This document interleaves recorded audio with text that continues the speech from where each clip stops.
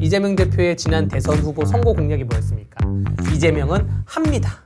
이재명은 합니다기 때문에 몸 조심하라고 말을 한 다음에 뭘 할 줄 몰라요. 지금 이재명 대표는 최상목 권한대행에 대해서 현행범으로 체포될 수 있다. 그 얘기 시작하시죠.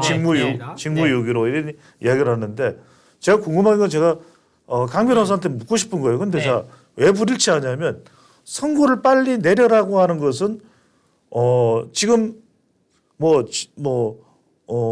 기대대로라면 탄핵 찬성 쪽이나 민주당이라면 지난 이제 14일이라도 빨리 내렸으면 좋았겠다. 뭐 인용으로 이제 원하는 그것이 이제 원하는 것이니까.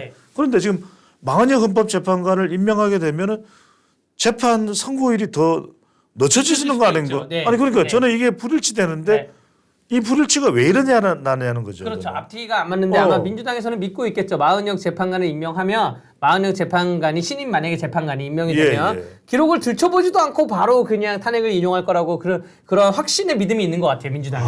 들리는 말로는요. 원래는 마은영 재판관 임명되지 않습니까? 그러면 갱신해서 다시 변론기를 잡아서 열어야 됩니다. 그렇죠. 열어야 돼요. 그런데 그 과정을 헌재 소장 대응하고는 문영배가 생략할 수 있다. 직권으로 생략할 수 직권으로 생략해서 그 헌재 심리를 총지휘하고 있는 권한을 활용해 가지고 서류만 가지고 마은영 재판관이 보고 판단할 수 있게 할 수 있다는 아주 예외적인 그런 상황을 만들어서 변론기라든가 갱신 없이 바로 통과시킬 수 있는 그런 상황을 지금 계획한 게 아니라 그러면 마은영 재판관을 임명시킬 이유가 없는 거죠. 그러니까 지금 6명의 탄핵이 인용시키려면 6명의 찬성을 받아야 되는데 이진숙 대 사대사가 나왔고 또 최근 임명동의안이 지금 별개 의견하면 5대3이잖아요. 5대3이 됐기 때문에 여기서 마은혁이 한 명이 6명 쪽으로 붙는다라고 하면 본인들이 유리할 거라고 판단을 내려서 말을 추진한 것 같은데. 카트기나 헌법재판소가 지금 논란이 중심에 서 있고 지금 또 계속 과정 속에서 이제 선고를 임박해 있는 시점에 마은혁 헌법재판관이 그렇게 임명됐는데 정말 이준우 대변인이 이야기하는 대로 진행이 된다. 이렇게 갱신이나 또는 자료에 대한 걸 그러면 저는 이거는 정말 승복을 이야기할 수도 없는 상황이 돼 버리거든요. 저는 뭐 지금 충분히 가능한 일이라고 보여집니다. 근데 여러분도 걱정 안 하셔도 돼요. 제가 단언컨대 많은 방송에서 단언을 해서 많이 말했는데 최상목 권한대행 절대 마은영 임명 안 하고 한덕수 총리 돌아와도 절대 마은영 임명 안 합니다. 마은영 임명 안 하고 차라리 국회에게 추천권에 대해서 다른 사람을 추천해라고 돌려보낼지언정 절대 임명을 안 한다고 말씀드립니다. 그리고 민주당이 최상목 대행을 탄핵을 못 합니다. 탄핵하게 되면 지금 최상목 대행도 하고 그다음에 또 한 명 더 또 한다 그랬죠. 탄핵을 최상목 대행하고 이주 장관 하는 건가요? 그 다음에 아니요. 그러니까 누구 한 명 더 한다 그래서 뭐 서로 한 명까지 탄핵하겠다라고 얘기했었는데 어쨌든 탄핵 못한 이유가 뭐냐면요. 최상목 대행을 탄핵시키지 않습니까? 그러면 대행이 누구냐면 이주호 장관입니다. 그렇죠. 이주호 장관은요. 지금 국민의힘 출신입니다. 국민의힘 국회의원 출신이에요.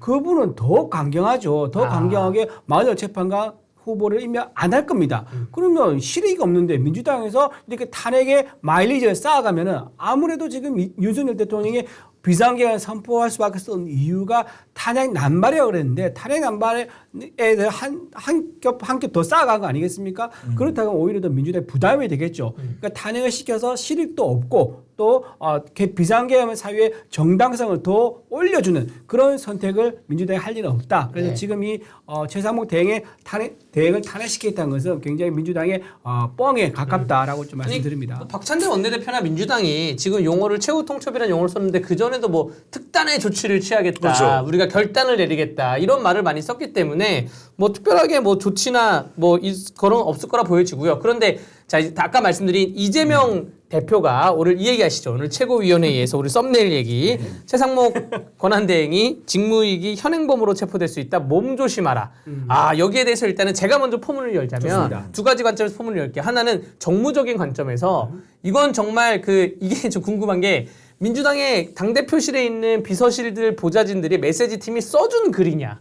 아니면 이 용어를 몸조심하라는 용어를 안 써줬는데 이재명이 자기 머릿속에 있는 거를 그냥 발언한 것이냐. 여기에 굉장히 큰 맹점이 있습니다. 저는 메시지 팀은 아닌 것 같아요. 그냥 본인이 그냥 이 발전돼서 자가 발전돼서 이재명 대표가 이 발언을 하지 않았을까. 저는 그렇게 분석하는 이유는 이전에도 이재명 대표가 발언하는 과정에 조금 더 이제 이것을 강조할 필요가 있다 싶으면은 정치적으로 그죠. 또 이러면은 이제 그 부분에 대해서는 거침없이 이야기를 하거든요. 그러니까 몸조심하라는 이야기는 사실은 이건 정말 우리가 공적으로 할 수 있는 이야기는 아니죠. 그렇죠. 예. 그러니까 가령 이렇게 된 이야기가 최대행 이런 게 지나치면 당신의 지금 행동이 직무유기로 지적받을 수 있고 그런 죄가 될 수 있습니다. 그래서 처신을 신중하게 하세요. 제대로 하세요. 이 정도는 가능한 거잖아요. 근데 몸조심하라는 이야기는 어떤 신체에 위해가 가해질 수도 있다라는 의미를 내포하고 있는 것이거든요. 네. 그렇죠. 그러니까 이거는 상당히 지금 가하다고 볼 수밖에 없고 그동안 또 중도를 지향하면서 중도 외연확장을 노렸던 이재명 대표는 이게 도돌이가 돼버리거든요. 이렇게 되면 그런 상황이라면 이걸 메시지 팀이 충분히 그런 것을 생각하고 이걸 써줬다 그렇게 보기는 어려워요. 이건 돌발적으로 좀 충동적으로 이재명 대표로부터 나온 발언일 가능성이 높다고 봐요. 요즘에 이재명 대표가요 아마 밤에 잠을 제대로 못 자는 것 같아요. 마음이 불안한 거야. 마음이 불안해요. 잠을 제대로 못 자고 있습니다. 그러다 보니까 낮에 깨어나서 맑은 정신으로 말을 못하는 것 같아요. 그러다 보니까 말이 좀 거칠게 나왔다. 그러면서 몸 조심해라는 머릿속에 있는 거를 그대로 필터를 거치지 않고 나왔다. 자 생각해 보십시오. 지금 이재명 대표가 지금 뭘 입고 있죠?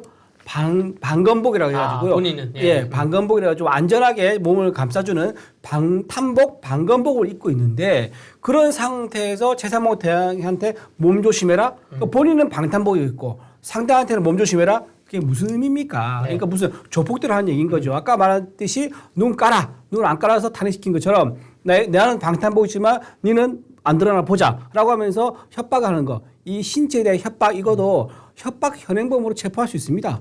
그리고 또 하나 탄핵 남발 현행범으로 체포할 수 있어요. 지금 보세요. 또 29번 부족해서 30번째, 31번째 최상목 대행과 심우정 검찰총장도 탄핵을 하겠다고 하지 않습니까? 그러니까 탄핵 남발 현행범으로 오히려 이재명 대표가 구속될 수도 있다. 체포될 수도 있다. 오히려 본인이 스스로 감당해야 될 문제를 생각을 합니다. 이걸 제가 왜 정무적으로 먼저 지적을 드렸냐면 이 장소가 최고위원회의였어요. 이게 만약에 대학생들과 뭐 토론하다가 혹은 아니면 다른 자리에서 농담하다가 혹은 기자들 백브리핑하다가 뭐 최상목 권한데 몸 조심하라 그래요. 허허허 이게 아니라 최고위원회의에서 메시지를 받고 읽은 와중에 이제 발생됐기 때문에 만약에 이게 이재명 대표의 머릿속에서 그냥 자가발전으로 나온 얘기다 굉장히 위험합니다. 왜냐하면 이재명 대표의 지난 대선 후보 선거 공약이 뭐였습니까?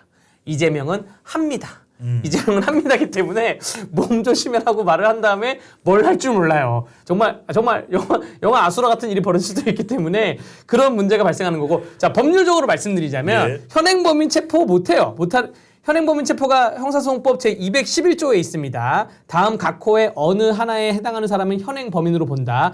1호가 범인으로 불리며 추적되고 있을 때, 2호가 작물이나 범죄에 사용되었다고 인정하기에 충분한 흉기나 그 밖의 물건을 소지하고 있을 때, 3호가 신체나 의복류에 증거가 될 만한 뚜렷한 흔적이 있을 때, 4호가 누구냐고 묻자 도망하려고 할 때. 그러니까 약간 최상목 권한대행 체포하려면 누구야 물어볼까 뭐 최상목 권한대행 막 도망가야 돼. 그래야지만 체포할 수 있지. 지금 이런 상태에서는 직무유기죄로 최상목 권한대행을 체포할 수 없어요. 그리고 직무유기라는 거는 정당한 사유 없이 직무를 유기했을 때가 직무유기지. 지금 최상목 권한대행은 정당한 사유가 일응 있습니다. 그렇기 때문에 정말 이재명 대표가 법률적으로도 말도 안 되는 얘기 한 거고 정무적으로도 말도 안 되는 얘기 한 거고. 예. 그러면 왜 그랬을까? 그게 중요합니다. 예. 여기서 이렇게 이재명 대표가 발언한 또 이유는 민주당에서는 또 이렇게 접근하는 이유는 탄핵이 어렵다는 거예요. 왜냐하면 이 상황에서 심우정 검찰총장도 그래서 탄핵이 쏙 들어갔잖아요. 네. 지금 최상목 권한대행을 탄핵하는 순간 지금 현재 상황의 여론도 아주 어려워질 수밖에 없고 또 특히 이제 이것이 만약에 어떤 상황이 될지는 모르겠습니다. 방금 전에 이준우 대변인은 또 기각각하라고 했기 때문에 그렇게 된다면 조기 대선이 없는 거지만 만약에 조기 대선이 있다 하더라도 최상목 권한대행까지 탄핵시킨 것은 매우 불리하게 작동할 수밖에 없거든요. 그걸 못해요. 그런데 그런 걸 탄핵은 못하면서 최후 통첩으로 압박할 수 있는 것은 말폭탄밖에 없거든요. 그러니까 이제 계속 정치적으로 압박하는 수밖에 없죠. 그러니까 이제 최고 수위가 될 수 있는 최후 통첩 그러니까 좀 야가잖아. 사람들이 이제 주변의 최고위원들도 에이, 야게 이런데 지금 대표예요. 이재명 대표는. 이재명 대표인데 지금 최고위원들도 최전선에 나서서 만약 강도를 높이고 박찬대 원내대표 제어 동점이에요 이런 건데 대표가 약한 걸 쏠 수는 없잖아요. 그러니까 이제 조심해라. 이재명 대표로서는 더 센 한 방이 필요했을 거예요. 저는 살면서 누군가로부터 몸조심해라라는 말을 들어본 적이 없어요. 저는. 그런데 여기서 또 저는 중요한 게 이재명 대표가 또 대통령 탄핵 심판과 관련해서는 어떤 이야기를 하냐면 지금 이제 힘을 모아야 된다. 네. 힘을 모아야 된다고 이야기하고 헌재의 신속한 판결을 다시 한번 촉구한다. 네. 이 이야기를 했단 말이에요. 네. 그런데 이것도 이제 헌법재판소에 대한 뭐 영향 또 압박일 수도 있습니다. 네. 이제 또 그 강도를 생각하면 강함의 정도를 생각하는데 지금 이 헌법재판소 신속하게 하라는데 그 전에 이진숙 방통위원장도 탄핵 심판 중이었잖아요. 네. 그리고 다른 지금 뭐 줄 탄핵이 있었잖아요. 네. 민주당이나 이재명 대표가 신속하게 결론 내야 된다고 한 적이 있습니까? 아. 그러니까 이게 배치가 안 되는 거예요. 그렇죠. 그렇네요. 근데 그때는 헌법재판소에 대해서 왜냐하면 국민의힘에서는 빨리 결정 내려라 이준숙 방통위원장 결정 내려라는 것에 대해서 왜 헌법재판소를 흔드냐 그랬단 말이에요. 네. 그러면 적어도 뭐 14일이 지나갔고 18일이 지나갔고 21일이 설사 아니고 다음 주로 넘어가고 4월로 가더라도 어떻게 합니까? 기다릴 수밖에 없죠. 네. 강대기 변호사는 그럼 헌법재판관들의 멱살을 잡아서 더 빨리 할 수 있는 방법이 있습니까? 없죠. 없잖아요. 네. 그러니까 아무리 그렇다 하더라도 적어도 법치국가에서는 뭐 막 주장을 할 수 있지만 기다릴 수밖에 없어요. 특히 이제 이게 일당의 야당 대표가 이렇게 얘기를 하면 상당히 지지층들도 영향받을 수밖에 없거든요. 헌법재판관들이 더 쫄릴 거예요. 이렇게 되면. 저는 이제 이런 이유가 이제 헌법재판소의 시간은 좀 길어진다고 보고 이재명 대표가 본인 항소심 선고가 이제 일주일 남았잖아요. 저는 일주일 사이에 이재명 대표가 병원에 입원할 것 같다. 이런 예측이 좀 듭니다. 뭐 어떠한 뭐 테러 자작극까지는 아니더라도 본인의 그런 일이 있어서는 안 되죠. 예, 그런 테러 자작극 그런 것까지는 아니더라도 영화 아수라처럼 그런 것까지는 아니더라도 약간 본인의 선고기를 지금 늦춰야 되는 시간이에요. 그러면서 헌법재판소 시간에 이제는 본인의 항소심 시간을 맞춰야 되는데 그러면 선고하는 날 출석을 하면 안 되거든요. 선고하는 날 출석을 하면 안 되기 때문에 그러기 위해서는 뭐 어떻게 어떤 사유로 인해서 아파가지고 병원에 입원을 하던가 요렇게 되지 않을까 약간 조심스럽게 예측을 해봅니다. 네. 그 말 일리가 있습니다. 네. 뭐 배가 아프다든가 배에 가스가 찬다든가 그래서 다음 주 월요일쯤에 입원할 네. 가능성이 있죠. 그리고 지금 이재명 대표의 암살설 얘기가 좀 나왔지 않습니까? 네. 근데 굉장히 여기에 대해서 많은 분들이 의문을 가진 게 뭐냐면 이게 진짜냐라는 겁니다. 왜냐하면 너무 근원적인 의문이 드는 게 뭐냐면 여러분 만약에 암살 누가 자기 몸에 위해를 가하겠다면 어떻게 합니까? 수사를 해야죠. 경찰에 전화해서 네, 신고하고. 네. 수사를 의뢰합니다. 그래서 그 협박범을 잡아서 원인을 없애버려야죠. 네. 그런데 너무 희한하게 민주당은 어떻게 하는지 아세요? 경찰에다가 수사 의뢰 안 합니다. 안 하면서 경호만 요청해요. 네. 좀 지켜달라 안 하면서 경찰 인력이 붙어달라고 하면서 수사 요청을 안 해요. 정말 희한합니다. 지금 그렇게 협박받고 나서 7일이 흘렀거든요.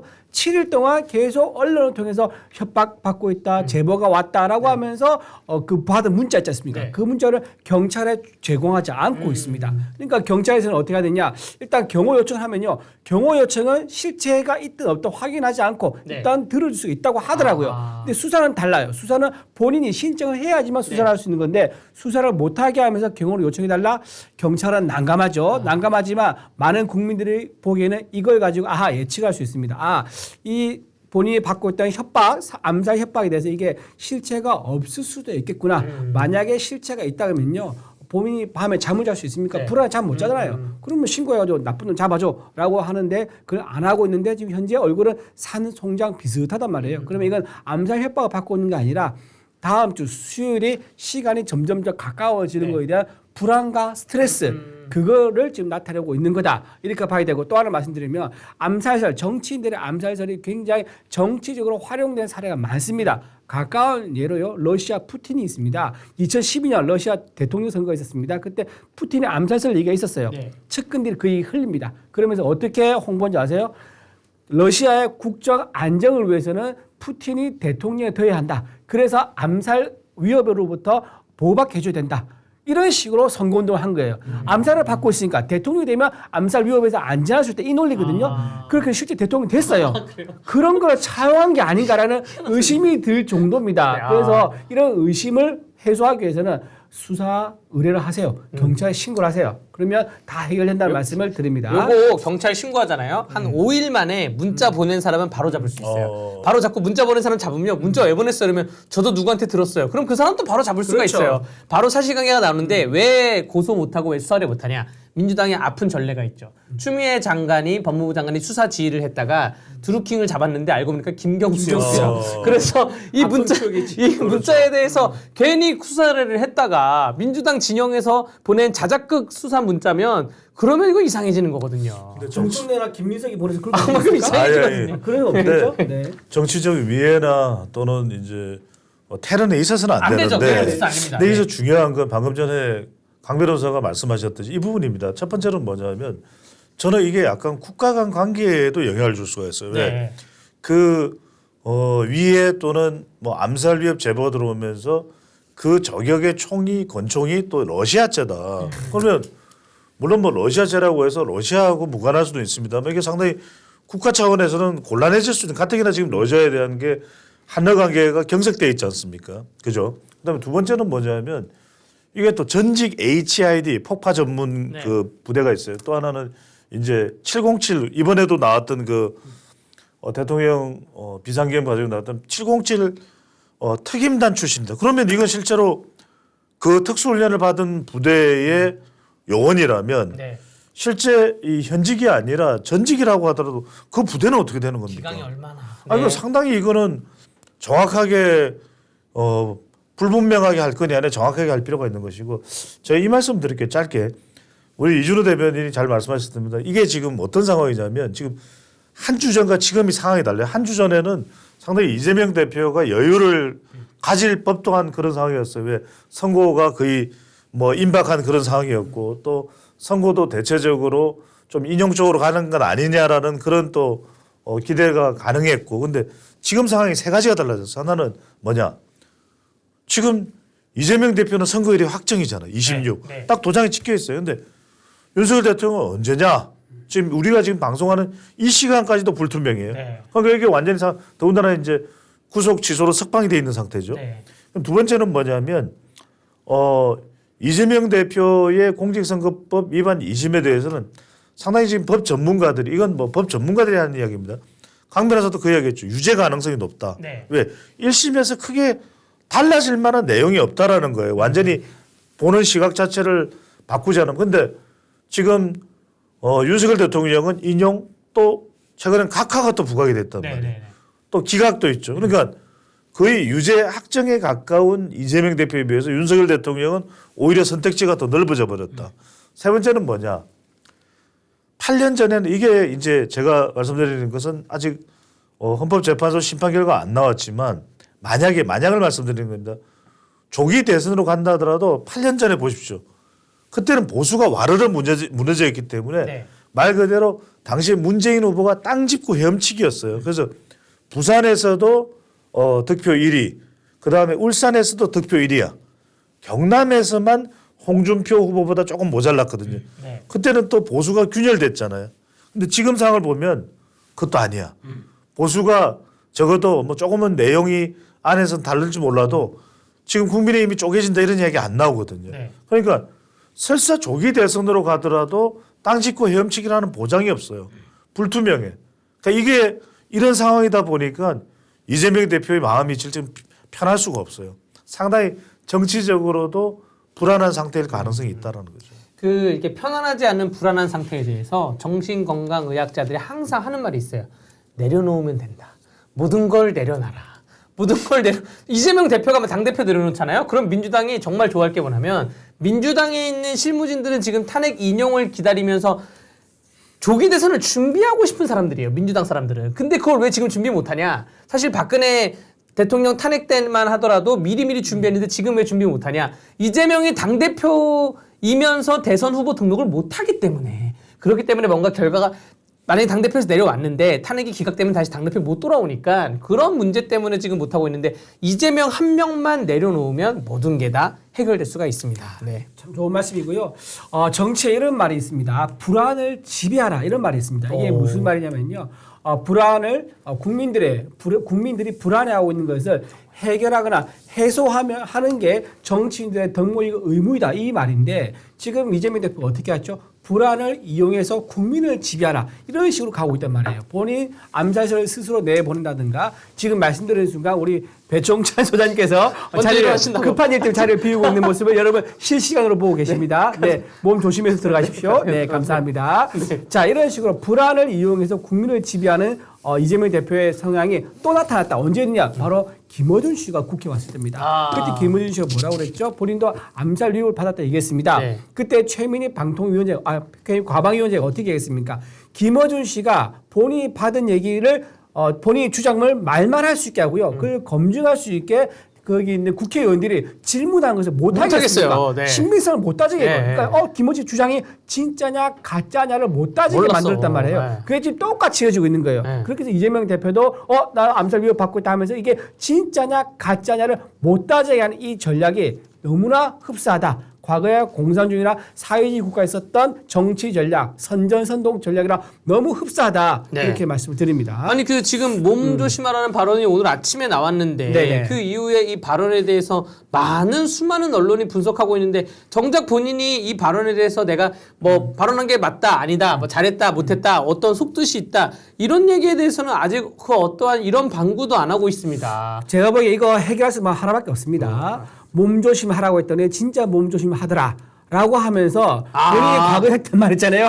그를 뭉쳐가지고 슬쩍 넘어가는 거. 구렁이 담 넘듯이 네. 이런 식으로 넘어가는 방법 없어 보입니다. 네. 네. 아니 이분이 지금 이재명이라는 사람이 지금 대선 후보로서 활동을 하고 싶어하는 사람이잖아요. 그 한 나라의 대통령을 꿈꾸는 사람인데 이게 국무회의를 진행하던가 혹은 아니면 뭐 외교적인 문제가 있었을 때 정말 몸 조심해라. 또 그 더 심한 말도 할 수 있겠죠. 네. 또 사실 가족 간에 아주 심한 그 욕설을 한 분 아니에요. 그렇죠. 이러한 모든 형수에게 너무 진짜 이러한 입에 담을 수 없는 말을 모든 했죠. 문제를 비춰봤을 때 이거는 뭐 대선 후보가 아니라 과연 정치권에 좀 있어도 되는 분인가. 그리고 대한민국 정치인들 중에 만약에 본인이 뭐 정말로 암살 위협을 받았으면 본인 자신을 되돌아봐야죠. 그래야 되지 않을까 좀 생각이 됩니다.